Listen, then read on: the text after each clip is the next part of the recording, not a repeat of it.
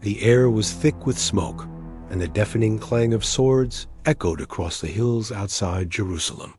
Crusader knights in gleaming armor clashed with Muslim warriors beneath the scorching sun, their banners waving like declarations of divine will.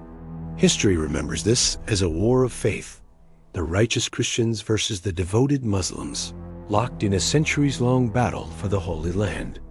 But the battles you've seen in history books, the dramatic paintings of kings and knights, those were only half the story. Because while armies clashed in open fields and cities burned in the name of God, another war was raging silently, unseen by the masses. A war waged in whispers and shadows. A war of spies, betrayal, secret codes, and silent daggers that never made it into the history books. Welcome to the hidden world of Crusader espionage, where victory was not always won by the sharpest sword, but by the keenest mind lurking in the dark. Before we dive deeper into this thrilling story of medieval spies, take a second to like this video, share it with your fellow history lovers, and subscribe to Ancient Spy Files so you don't miss the next gripping chapter. And hey, I want to know something about you.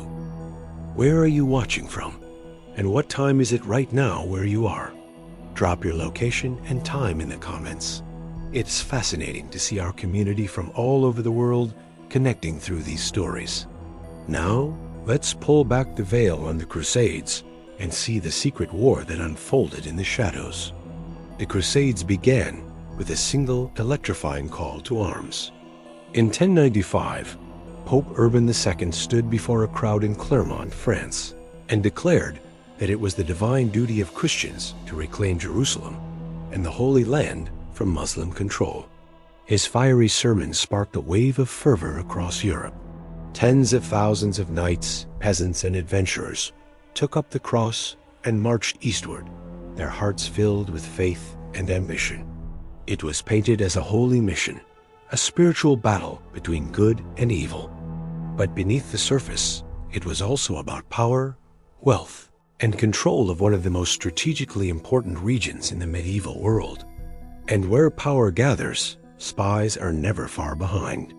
Even in those early days, long before modern intelligence agencies like the CIA or MI6, rulers understood the value of information. An army could only march so far without knowing where the enemy was, how many soldiers they had, and whether their own allies were secretly plotting against them. In the brutal chessboard of medieval politics, knowledge was the most dangerous weapon of all. The Crusades weren't just a clash of swords and shields. They were a clash of networks, where spies disguised as merchants, priests, and even pilgrims slipped across enemy lines, carrying messages that could topple kingdoms. Imagine this: a dusty caravan enters Jerusalem under the cover of night. To the casual observer, they are nothing more than humble traders bringing spices and silk from the east.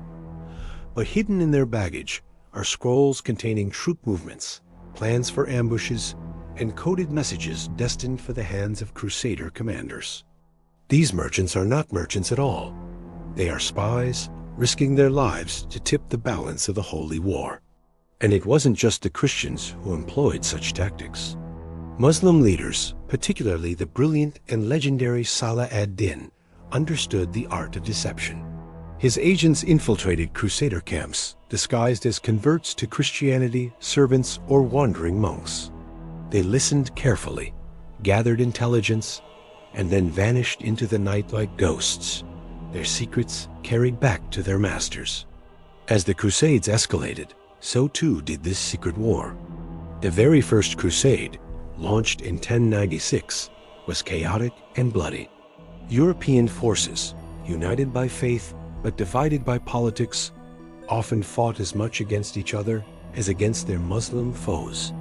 And in this chaos, spies thrived. A Crusader knight might ride into battle by day, while by night he secretly sold information to the highest bidder. Wealthy merchants acted as double agents, playing both sides for profit. Even priests, bound by vows of service to God, were not immune to the temptations of power and gold. One of the earliest known espionage tactics of this era was coded correspondence. Messages were written in complex ciphers, using biblical references or invented symbols to conceal their meaning. These codes were passed through trusted couriers, though trusted was always a relative term. Many couriers were intercepted, tortured, and forced to reveal the secrets they carried. In some cases, they were executed publicly as a warning to others. This was a time when a single letter could determine the fate of thousands of soldiers. But espionage during the Crusades wasn't just about gathering information. It was about psychological warfare. Rumors were planted deliberately to sow discord within enemy ranks. False letters were forged and sent to rival commanders, tricking them into making fatal mistakes. Entire battles were lost because one side believed a piece of false intelligence, a deception carefully crafted by shadowy agents. Picture this. A Crusader general receives a message warning him that a powerful ally is secretly plotting to betray him. Furious and paranoid, he diverts his troops to confront this traitor, only to discover too late that it was a lie. While his forces are divided, the enemy strikes and crushes them. No sword was needed to win that battle, only a well-placed whisper. Among the most feared groups of the era were the Knights Templar, warrior monks whose reputation for secrecy and cunning made them both revered and feared. Officially, they were holy warriors sworn to protect Christian pilgrims on their journey to Jerusalem. Unofficially, they were the backbone of the Crusader intelligence network. The Templars' vast financial empire, a network of banks stretching from England to the Middle East, allowed them to move messages and money with incredible speed. Their strongholds were safe havens for informants and double agents. Some historians believe that the Templars used secret codes and symbols, hidden in their architecture and manuscripts, to communicate with one another. To many, they were more than just knights. They were a shadow government operating behind the scenes, manipulating the course of the Crusades. But the Muslim forces had their own masters of the spy trade. Salah ad-Din, known in the West as Saladin, was not only a brilliant military leader, but also a master of intelligence. His network of spies stretched across Europe and the Middle East, providing him with early warnings of Crusader plans. Some of his agents lived undercover for years, slowly earning the trust of Christian lords before striking at the perfect moment. One particularly chilling tactic involved assassination. Using poison, daggers, or staged accidents, spies eliminated key Crusader leaders before major battles, leaving their armies leaderless and vulnerable. It's easy to think of the Crusades as a series of epic battles between massive armies. But the truth is far more complex. Behind every clash of swords was a series of invisible moves and countermoves made by spies, informants, and traitors. And these spies didn't just serve kings and generals. They also played a role in shaping public opinion. Traveling minstrels, storytellers, and priests sometimes spread carefully crafted tales to inspire fear or loyalty. A song sung in the right village could recruit hundreds of new soldiers, or convince them to desert entirely. The Crusades were as much a battle for hearts and minds as they were for cities and holy relics. By the mid-12th century, the spy game had become so sophisticated that entire campaigns were decided before a single sword was drawn. In some cases, Crusader cities fell without a fight because the enemy already controlled them from within. Secret agreements were made, gates were opened in the dead of night, and armies marched in unopposed, all thanks to the work of spies. As we move deeper into this series, we'll uncover the incredible stories of the individuals who lived and died in this shadow war.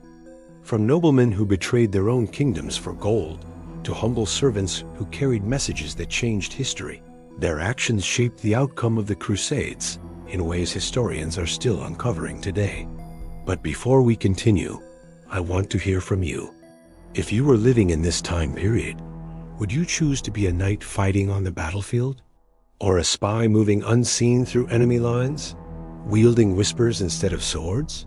Comment below. I'm curious to see how many of you would choose the shadows over the glory of open war.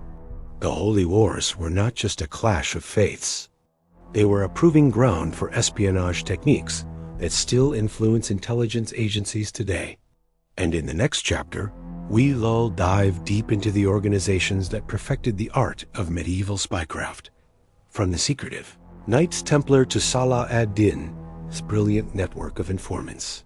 Prepare yourself, because the deeper we go into this world, the more dangerous and thrilling it becomes.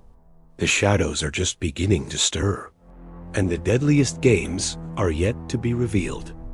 The battlefield was never the true heart of the Crusades.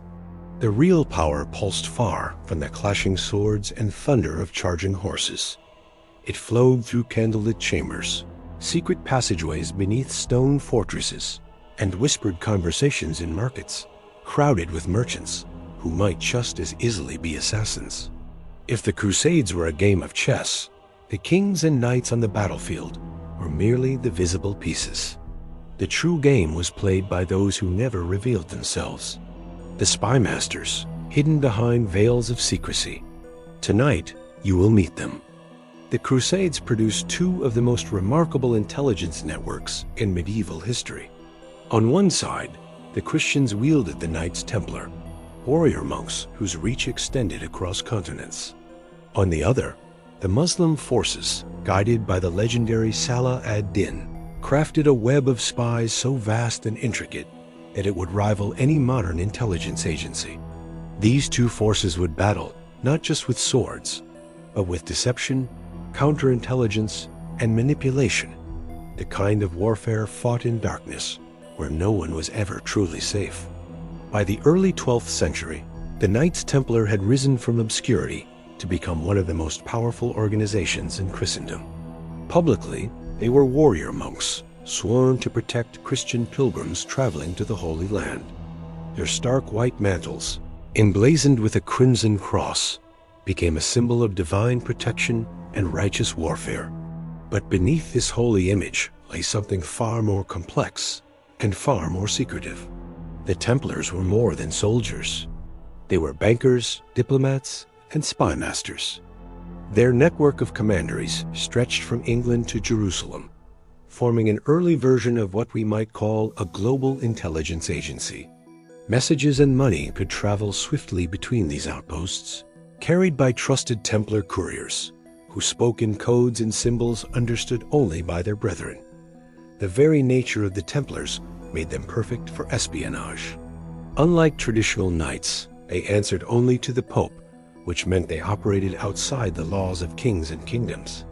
They could move freely between courts and battlefields, gathering information while appearing to simply carry out holy duties.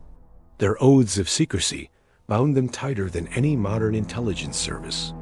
To betray the Templars was to invite not only death, but eternal damnation. Some historians believe the Templars developed early forms of cryptography, using biblical references and hidden symbols to conceal messages.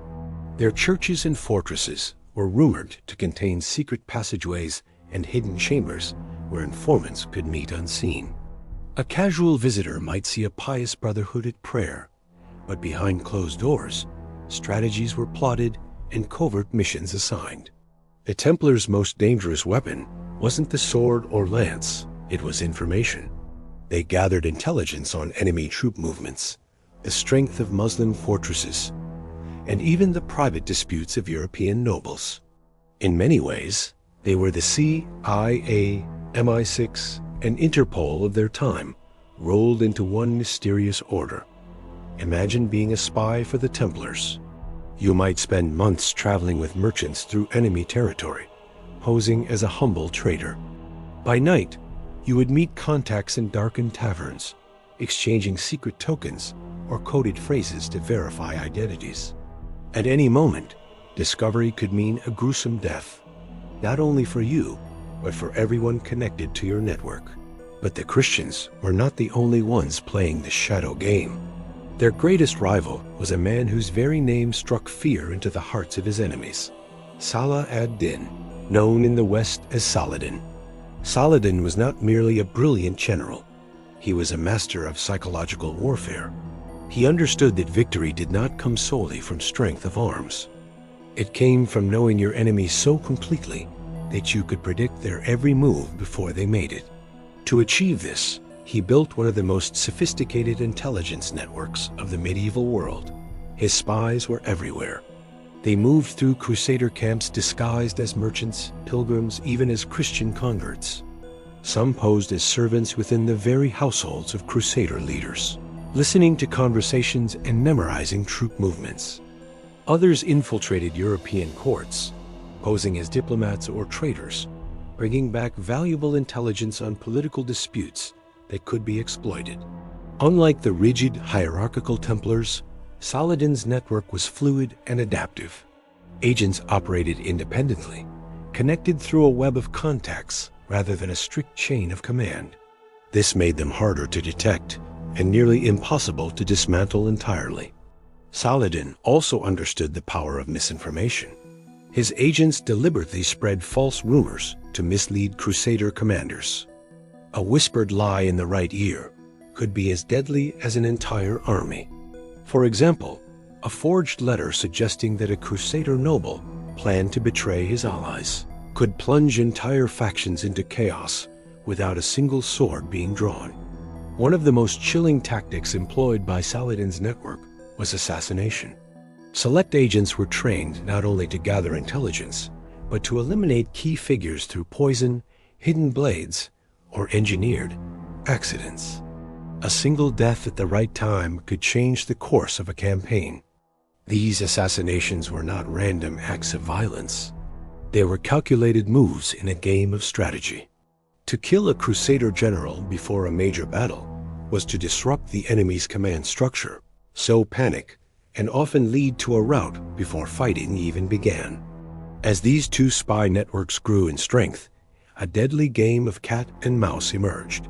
Templar agents worked tirelessly to uncover Saladin's spies, while Muslim counterintelligence hunted the Templar informants in return. Cities became battlegrounds not just for armies, but for invisible wars fought in alleys and marketplaces. In Jerusalem, both sides employed double agents, individuals who pretended loyalty to one faction while secretly serving the other. The most skilled of these operatives could maintain their cover for years, feeding their masters a steady stream of carefully curated information. One famous case involved a merchant who posed as a devout Christian supporter of the Crusaders. By day, he donated money to Templar charities and attended Mass with the Knights. By night, he sent coded messages to Saladin's camp, detailing the Crusaders' supply routes and planned offensives. His betrayal went undiscovered for nearly a decade, and when he was finally caught, it was only because he deliberately sacrificed himself to protect another spy higher in the network. This constant dance of shadows meant that no one could be fully trusted. Commanders often executed suspected traitors on the flimsiest of evidence, hoping to scare others into silence. Fear was as much a weapon as the dagger. Now, let me ask you something directly. If you lived during this time and had to protect your side from spies, how would you identify a traitor without modern technology like lie detectors or surveillance cameras? Would you rely on loyalty tests, secret codes, or something more sinister like torture and intimidation? Leave your thoughts in the comments. I want to see how creative our community can be. Religion added another layer of complexity to this shadow war. For both Christians and Muslims, the conflict was framed as a holy struggle, a cosmic battle between good and evil. But what does that mean when you're a spy? For many agents, their work was a spiritual act. A Christian spy risking his life to uncover Muslim plans might believe he was serving God directly. A Muslim agent infiltrating a Crusader fortress might see himself as a holy warrior, striking blows against infidels without ever lifting a sword. Yet this religious framing also created moral conflicts. Some spies struggled with guilt over the lies they told and the lives they destroyed. Others embraced their dual roles, believing that deception was justified by the righteousness of their cause. The Templars, with their strict religious vows, viewed espionage as an extension of divine will. Their secret codes often contained biblical references, turning messages into sacred puzzles understood only by the faithful. Saladin's agents, meanwhile, saw their work as part of a broader jihad, not merely a political struggle, but a defense of their faith and people. In some cases, entire battles were won or lost before armies ever met on the field. A well-placed spy could open a city's gates from within, allowing an army to march in unopposed. Conversely, a piece of false intelligence could lure an enemy into an ambush or convince them to retreat from a battle they might have won. One of the most famous examples occurred when Saladin's agents spread rumors that a key Crusader fortress was preparing to switch sides. The resulting mistrust fractured the Crusader alliance, preventing them from uniting against Saladin's army. By the time they realized the truth, it was too late. The city had fallen and thousands were dead. These victories were invisible to the common soldier. To them, it seemed as though divine will had determined the outcome. But in reality, it was the work of spies operating in the dark who shaped the course of history. As the Crusades dragged on, these networks grew ever more sophisticated. By the late 12th century, espionage had become a central pillar of both Christian and Muslim strategy. The battlefield was no longer the only place where wars were decided. Now, victory could come from a whispered secret or a forged document. In the next few minutes, we will descend even deeper into this world of betrayal and secrecy. You'll hear the stories of individuals whose actions changed the fate of entire empires, the traitors, the assassins, and the double agents who thrived in the shadows. But before we continue, I want to hear from you. If you had to live in this world of secret alliances and dangerous games, would you choose to serve as a field agent risking your life on missions? Or as a spymaster pulling the strings from behind the scenes? The Crusades were wars fought in the name of God, but victory rarely came from divine miracles. It came from whispers in the dark, poisoned goblets, and the silent betrayal of men who were supposed to be brothers in arms. The open battlefield was only the stage. The real power struggles happened behind closed doors, in secret chambers where loyalty had a price and trust was a weapon. Now, we step deeper into the shadows to uncover three of the most shocking betrayals of the Crusades, acts of espionage so devastating that they altered the fate of Jerusalem itself. The year was 1187.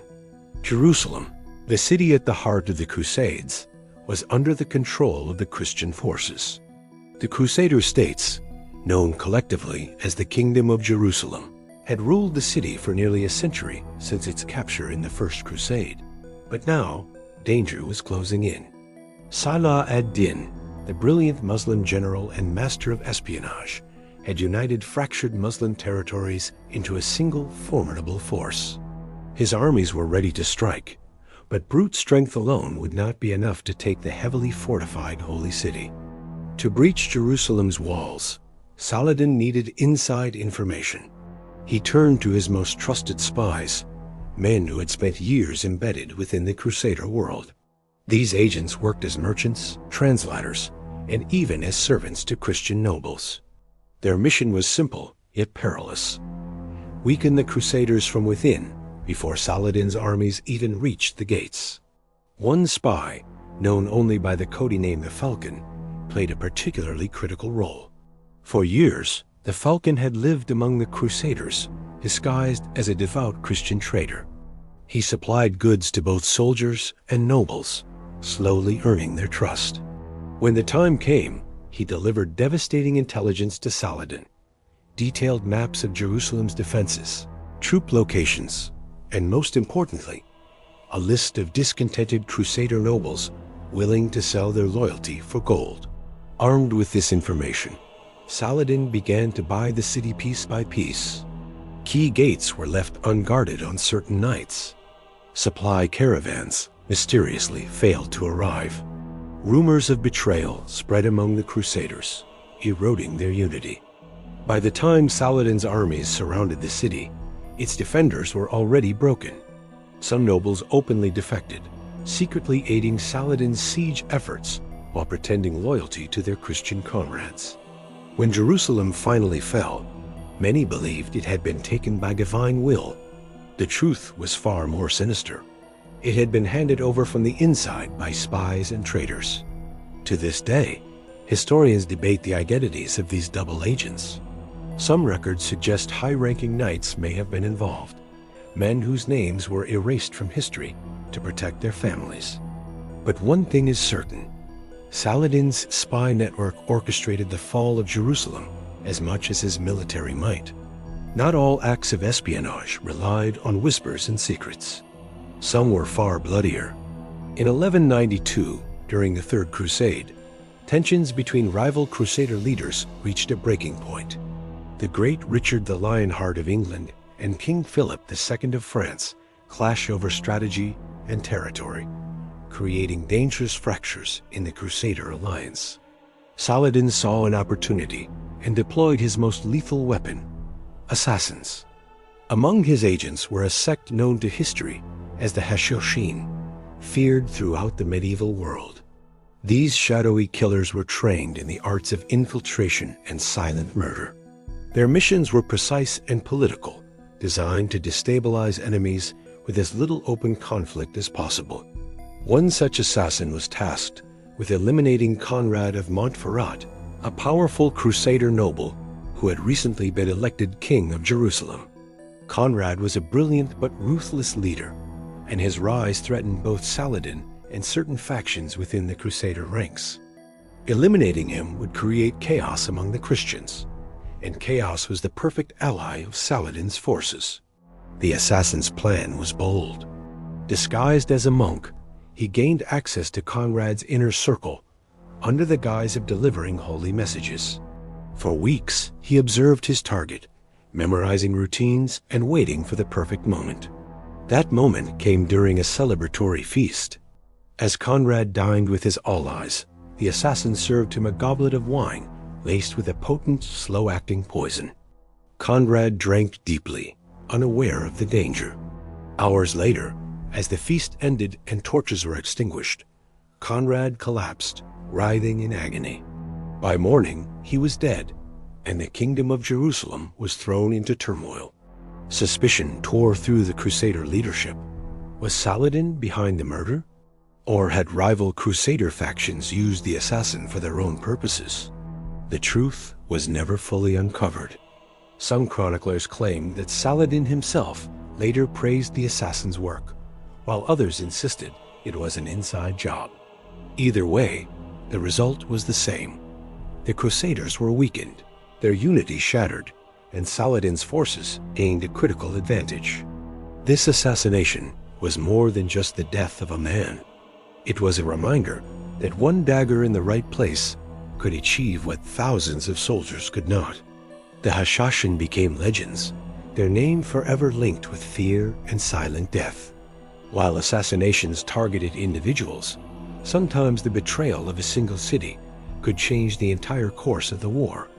One of the most infamous examples occurred in the coastal city of Acre, a vital stronghold for both sides. Acre was a jewel of the Crusader states, a bustling port city, heavily fortified and crucial for supplying Crusader armies.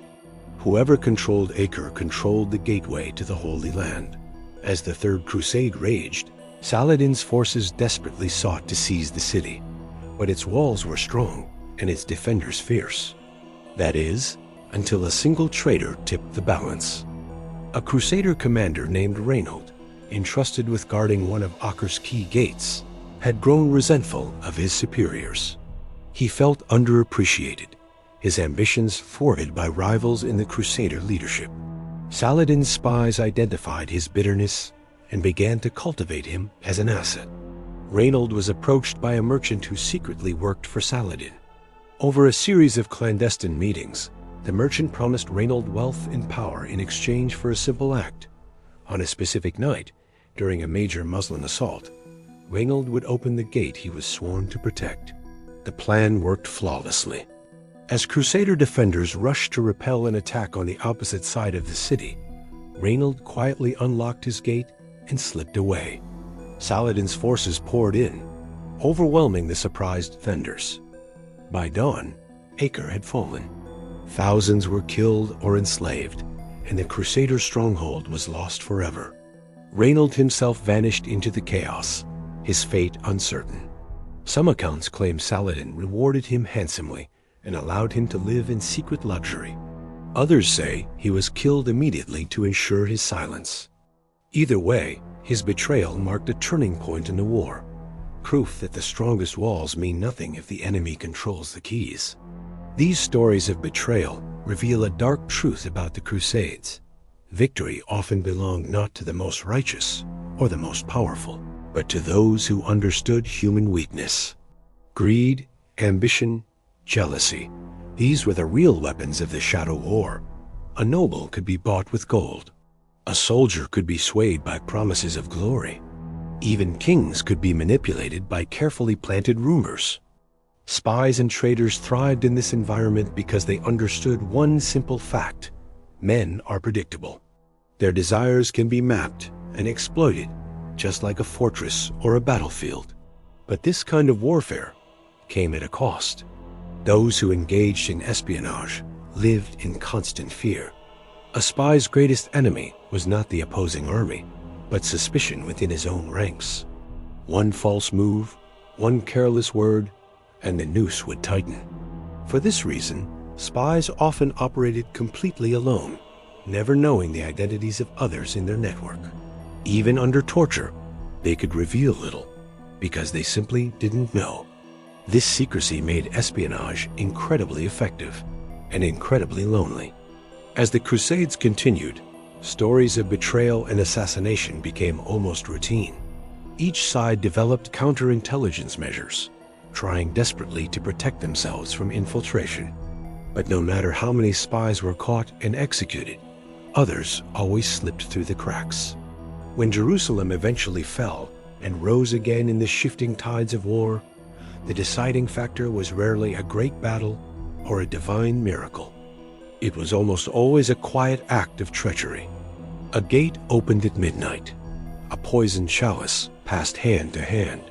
A whispered lie that sent armies marching in the wrong direction. In this shadow war, the names of the heroes and villains were rarely recorded. Their deeds were buried beneath layers of secrecy, lost to time. But their impact is undeniable. The political map of the medieval world was shaped not just by swords and banners, but by men and women who lived and died in darkness. Even today, modern intelligence agencies study the strategies born in this era. Double agents, psychological warfare, targeted assassinations. These are not inventions of the modern age. They are ancient tools, sharpened in the fires of the Crusades. In the next final minutes, we will explore how these medieval spy networks laid the foundations for the intelligence agencies we know today. The Knights Templar may have been dissolved, and Saladin's empire may have faded, but their influence lingers in every spy ring and covert operation of the modern world. The Crusades ended centuries ago, but the shadow war they began has never truly stopped. The Crusades ended centuries ago, their great battles frozen in paintings and chronicles. The clamor of swords and the cries of warriors have faded into the silence of history, but the shadows they cast have never truly vanished. While kingdoms rose and fell, while the banners of Jerusalem were replaced by new empires, the tools and tactics born in that turbulent era continued to evolve. Today, every intelligence agency in the world, from the CIA to MI6 to Mossad, carries within it a hidden lineage that stretches back to the medieval spies of the Crusades.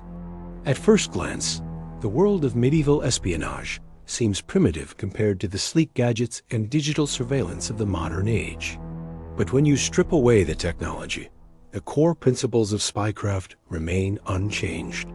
The same strategies used by Salah ad-Din's agents and the Knights Templar are still practiced today because the human mind has not changed. During the Crusades, spies perfected the art of psychological warfare. They understood that a single well-placed rumor could accomplish more than 1,000 swords. Modern agencies do the same, though their rumors now travel at the speed of the internet. Disinformation campaigns, false narratives, political manipulation. These are simply ancient tactics reborn in a new form. Coded messages, too, have a direct line of descent. The Crusaders used biblical ciphers and symbols carved into wax seals. Today, intelligence agencies use complex encryption algorithms. The methods are different, but the concept is identical. Information must be hidden, protected, and only revealed to those who hold the key. Even assassination, perhaps the darkest tool of espionage, has remained constant. Where once a silent dagger or poisoned chalice ended the life of a Crusader king, now drones and covert operatives strike targets across the globe. The weapons have evolved, but the intent is timeless: to remove a threat before it can grow. The Crusades were not just wars of faith. They were training grounds for the spycraft of the future. When the Crusades began to falter, and the Christian kingdoms lost their grip on the Holy Land, the Knights Templar returned to Europe. They were no longer simply warrior monks.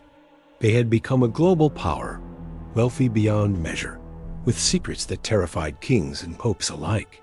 In 1307, under pressure from European rulers, the Templars were betrayed by the very powers they had served. On a single night, Friday the 13th, a date that still carries an ominous weight, their leaders were arrested across France. They were accused of heresy, blasphemy, and dark rituals. But many historians believe the true reason was simpler: fear. The Templars knew too much. Their intelligence network was unmatched. They held records of royal debts, knowledge of political scandals, and perhaps even secrets that could have shaken the foundations of the medieval world. To destroy them was to seize control of their hidden power. As the Templars were burned at the stake or imprisoned, their knowledge did not simply vanish. Some of their members escaped, taking their secrets with them. Over the centuries, whispers emerged of surviving Templar networks, fragments of their order hidden within guilds, secret societies, and perhaps even the roots of modern intelligence organizations. Whether these legends are true or not, the Templars' influence is undeniable. Their methods of communication, encryption, and covert operations became the blueprint for many organizations that followed. On the Muslim side, Salah ad-Din's intelligence innovations had an equally lasting impact. His decentralized spy network inspired later empires, from the Ottomans to the Mamluks. The idea of flexible, independent agents operating in cells can be traced directly back to Saladin's design. Modern terrorist cells and insurgent groups unknowingly echo these medieval tactics. Their ability to operate without a single point of failure makes them difficult to destroy, just as Saladin's network was almost impossible to fully dismantle during the Crusades. Salah ad-Din's legacy was not just one of war, but of strategy. He demonstrated that information could be as powerful as armies, a lesson that would shape centuries of conflict to come. The Crusades ended, but the shadow war they created never stopped. When we look at modern intelligence operations, cyber espionage, political manipulation, covert assassinations, we are seeing the descendants of strategies forged in the fires of Jerusalem and Acre. Consider the modern concept of a double agent. Today, intelligence agencies plant moles inside rival organizations, just as Crusader and Muslim leaders planted spies within each other's courts. The stakes may now involve nuclear codes instead of fortress blueprints, but the underlying game is exactly the same. Even today, as propaganda, campaigns are spiritual successors to the traveling minstrels and priests who once spread carefully crafted tales to influence public opinion. The tools have changed, but the intent to control hearts and minds remains eternal. As technology advances, espionage only becomes more subtle and pervasive. But no matter how advanced our tools become, one thing has never changed: the human factor. At its heart, every intelligence operation still comes down to trust, loyalty, and betrayal. The same emotions that drove a Crusader noble to sell his city for gold still drive modern spies to switch allegiances for ideology, greed, or survival. Looking back at the Crusades, we can see several timeless lessons about the nature of espionage. No fortress is impenetrable. Jerusalem, Acre, and countless other strongholds fell not to superior armies, but to traitors who opened the gates from within. The same holds true today. The strongest cybersecurity system can be undone by a single insider with access and motive. Disinformation is as deadly as a sword. A forged letter in the 12th century could destroy an alliance. Today, a viral social media post can destabilize entire nations. The medium changes, but the impact remains. Fear is the ultimate weapon. Spies don't just gather intelligence, they create paranoia. Crusader leaders executed their own men out of fear of betrayal, weakening themselves in the process. Modern intelligence agencies must balance secrecy with trust, or risk collapsing from within. As we peel back the layers of history, it becomes clear that the Crusades were not merely wars of faith or politics. They were a turning point in the evolution of human conflict, the moment when war moved permanently into the shadows. The swords of knights and warriors have long since rusted away. The banners of Crusaders and Saracens lie buried beneath centuries of dust. But the whisper of spies, the shadow of traitors, and the endless dance of deception continue in our world today. The next time you hear about a modern intelligence operation, a cyber attack, a covert strike, a sudden political upheaval, remember this. It all began here in the streets of Jerusalem, in the hidden rooms of Templar fortresses, in the secret meetings of Saladin's agents. The Crusades may be over, but their ghosts still walk among us. History often celebrates the visible heroes, kings, generals, and warriors whose names are etched into monuments. But the true architects of history are often the ones we never see, the spies who worked in silence, whose victories were measured not in glory, but in secrets. Their reward was not fame, but survival. Their punishment for failure was death, often at the hands of those they once served. As we conclude this journey through the shadow war of the Crusades, take a moment to reflect on the world we live in today.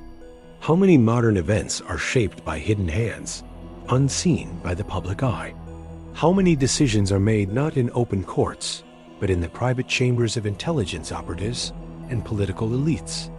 If this journey through the past has opened your eyes to the hidden currents of history, then join us as we continue to explore the secret world of spies through the ages. Subscribe to Ancient Spy Files. Share this series with others who love history's untold stories, and help us uncover the next chapter of humanity's shadow wars. And now, I'd like to hear from you. If you could step into the shoes of a medieval spy for a single day, what role would you choose? Would you be a daring field agent risking everything behind enemy lines? Or a cunning spymaster pulling the strings from a throne room, safe in the shadows? Comment below, and let's see who among you truly belongs in the ancient world of espionage. The Crusades are over, the knights and kings are gone, but the spy war they began still rages, carried forward by those who understand that knowledge will always be more dangerous than any weapon. History may forget their names, but their influence will never die. And neither will the shadows.